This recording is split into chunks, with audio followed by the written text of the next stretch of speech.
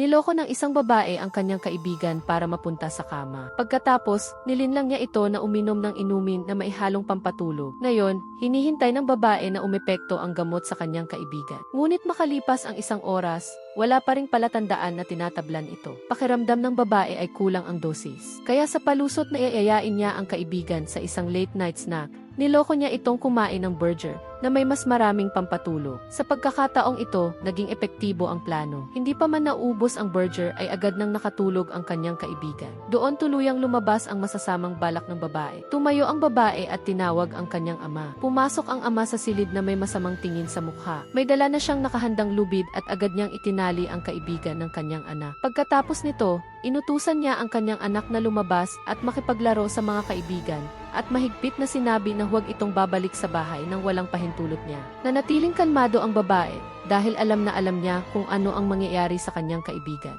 Pagbalik ng ama sa silid, agad niyang isinara at nilock ang pinto. Kumuha siya ng iba't ibang kakaibang gamit.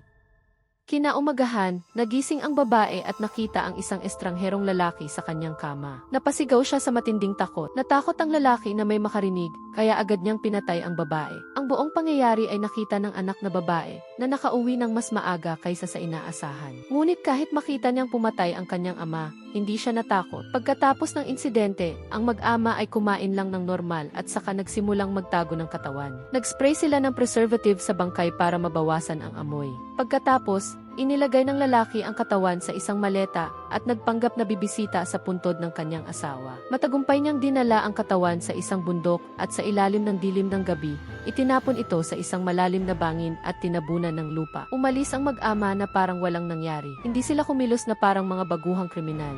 Umabot pa sa 43.67 milyong won ang kabuang nalikom na pera. Ngunit ginamit niya ito sa pagbili ng mahigit 20 mamahaling sasakyan. Habang lumilipas ang panahon, mas kaunti na ang perang pumapasok kumpara sa kanyang ginagastos. Nang makita niya ang mga bayarin na inabot ng kanyang asawa, nagalit siya. Pakiramdam niya ay siya lang ang nagsisikap, habang ang asawa niya ay puro hingi ng pera. Unti-unting nabawasan ang tiwala ng mga netizen. Napansin ni Jack ang magandang katawan at itsura ng kanyang asawa, at doon siya nakaisip ng mas mabilis na paraan para kumita ng pera.